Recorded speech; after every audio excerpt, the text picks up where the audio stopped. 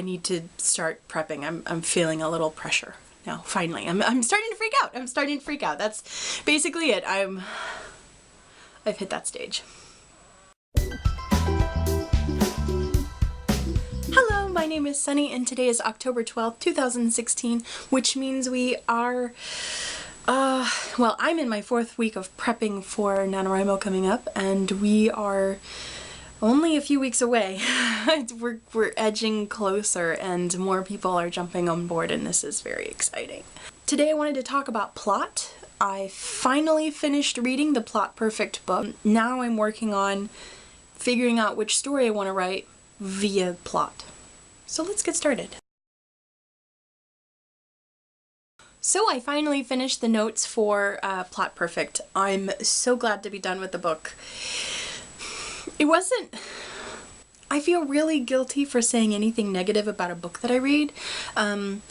So I just have to disclaimer this with this, just Plot Perfect wasn't for me. And I think I've said it several times in my other videos, but still, it just was not for me. But that's not to say I didn't find some useful information in there. In fact, there was a bit of a revelation, a little light bulb went off while I was reading the other day. Was when she was talking about the middle of your story. When you have the soggy middle, that's the perfect time to be working on subplots, and I don't know why that just didn't click with me.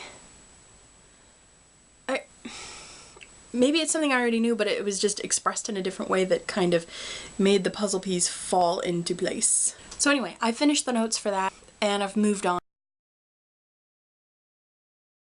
I have narrowed down my choices to 3, and I think I may have mentioned that last week.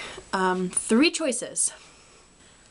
I've plotted, I think they all now have a basic plot line written out so that I can finally make a decision on what I want to do. And since I'm in the throes of plotting right now, I might as well talk about plotting as it pertains to prep and how I do it and other ways other people I've seen do, and it's just kind of an interesting subject to think about. Because there's a lot of people that don't plot at all, and I don't understand how you operate, because I've tried that in the past. When I first started writing, I was completely pantsing. I would go from the beginning of the story to the end, or what I thought was the end, or just write in chronological order because I thought that that's just how you wrote. And I didn't have any idea of the story. I didn't know that you would revise later on and edit and pull stuff together and finalize it, because I was just so wrapped up in the fan fiction space. And I may have told this story before, but I used to read a lot of fan fiction growing up in my teen years, and the typical thing that you see with that is kind of like, I think, Wattpad. I don't know anything about Wattpad, but like where it's serialized. Like every week somebody might release a chapter of their story, and there'll be a bunch of comments, and they might read the comments and kind of apply some of the suggestions, or you know, maybe manipulate the story for the next chapter. And people would write like that. That was just how we wrote, or at least I would see and assume that that's how it was all wrote back then. But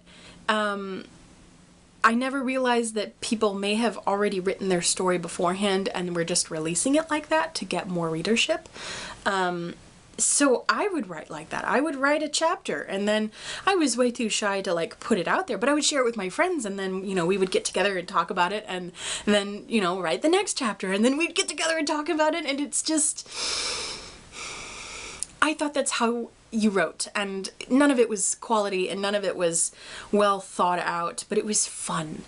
And so I totally understand the draw for writing without any kind of plan, and in fact I do incorporate some of that in my writing now.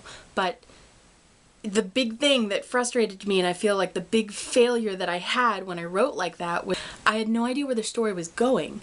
So there wasn't like an overall plot that I was working towards. There wasn't much character growth. The characters were basically schizophrenic crazy people, because they would be like sad when I was sad in writing and happy when I was happy in writing, and it was just a mess. So to people who write this way and who can do it well, without being all crazy schizophrenic and actually working towards a goal and all of that stuff, I applaud you because you are magic. So I rely on plot. And not only do I rely on like plotting, it's not like just coming up with a vague storyline, this is where I eventually want to get to. Because I know that that kind of hybrid pantsing versus plotting kind of thing exists. I plot, and I plot hardcore, and there is wiggle room. I do allow the characters to veto anything, and I'm struggling with that with the story that I did for NaNoWriMo last year. The characters are rebelling, and I'm not really sure what to do about all of that, so that's why that stalled. But for the most part, I like to see where the story is going. There's lots of different like story arcs that you can use when you plot, and lots of different story structures, I guess I should say. You have the hero's journey, you have 2-act structure, there's 3-act structure, 4-act. I mean, you could structure your story any way you need to tell the story that you're trying to tell. But I love reading the hero's journey, and I love a 3-act structure. It's your typical entertainment kind of story structure. It's your go-to, you slap a plot onto it and you've got something good. And I just really love it. It's what most movies are, it's what most plays are, it's what most books are. It's just 3-act structure, your beginning, your middle, your end. And I tend to go with a hero's journey because I love fantasy and adventure, and that's typically how you tell that story. And that's just my happy place. I love reading it and I love writing it. There's some resources that I use to kind of plot things out when I start. You can find it on YouTube. Dan Wells' 7-point plot structure. The reason why I like to use that first is that you start with your idea and then you go to the end and you work your way back to the idea.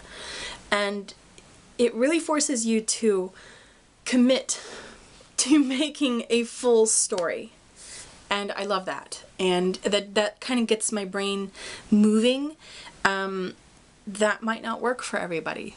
It might work best to do like a spiderweb plotting, plot web or something.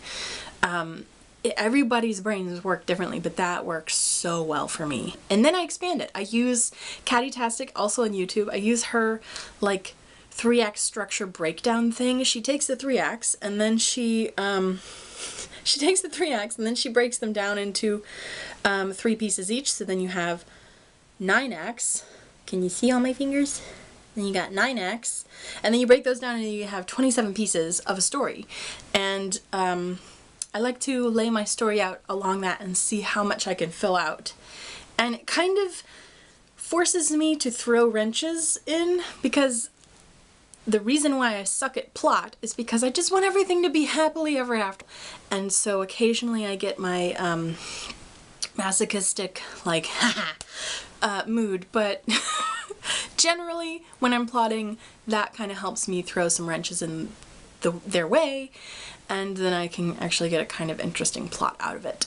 So after I fill out my plot with like my general kind of plot line, and then I kind of fill it out with the 27 points from Katytastic, then I love to do the note card method, which means you take a note card and you fill it out with a scene idea.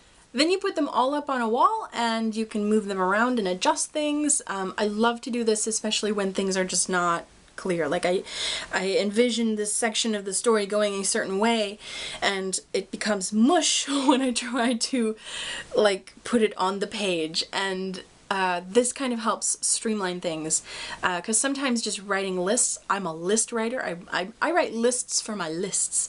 I love lists, and so I'll often write like lists of scenes that I know I want to do, and but sometimes it just gets tangled and stuck, and I know that there's stuff that needs to be done, I just can't figure out the order, and it just doesn't, I have to massage it, I have to just massage the story. So in order to do that, I do the note card method. If I don't have a wall, I do actually have a wall over here I can use, but for some reason my tape doesn't want to stick to my wall. So instead I use Excel, and that is the best thing ever, because you can save different versions of your story wall, and then you can change it, and if you change your mind later on, you're like, no, I needed it the way it was before, but I saved over it, oh no. If you already have a different version, you can just X out of that one and you can bring up the magical one that you decided that you needed instead. And I think I've talked about this method before in one of the years past, and I was going to do a video about it, and I think I did film a video about it. I don't know if I actually put it up because it was... And I didn't really use this method last year. We'll see if I use it again this year. If I do, I definitely want to either update a video or somehow I want to kind of go over this method. But it's fairly basic. That's basically the whole thing. You can customize it to your own kind of tastes, but that's basically it. You write a scene down for each cell, and then you can move them around on your Excel spreadsheet. And when you have them all in order on a column and then you move to the next column, you can make these columns your chapters. And the first time that I had ever done this, it was revolutionary because I had never like pre-planned chapters before. I just kind of wrote the story in order that I wanted to tell the story and had never really figured out chapters. And so that was a really great way for me to visualize chapters. So in summary, I still need to plot. I have my kind of overall arc, and then I need to take the 3 stories that I'm considering this year, I need to take them through, kind of generally, through some of my more in-depth planning stuff and see which one is easier to do and what I have more inspiration for. And then hopefully doing that, I can finally choose which of the stories will be the winner this year, and I will use it for NaNoWriMo. So I guess like this is going to be some kind of race. We have the Magic Colors story, we have the space adventure, and we have the creepy YA thriller train story thing. So the next step for me is to run them through an extended plotting system to see which one speaks to me, I guess, right? Yeah. See which one speaks. But that is it for me this week. I'd never know how to end these because I'm always so embarrassed. But that's it for me this week. I hope some of these resources would be helpful to you, especially if you're a plotter. If you're a pantser, hi! Sorry you sat through all that. I'm hoping next week I'll be able to sit down with another writer and we can kind of talk about what we're doing for preparing for NaNoWriMo this year. If he's not participating in NaNoWriMo this year, then I'll have to figure out something else to do. But next week I will see you for another video. Please leave me any comments or questions down in the comments below and I will read those and respond more timely than I have been. They still make me a little nervous, but anyway, I will see you soon for another video. Thank you for watching. Bye.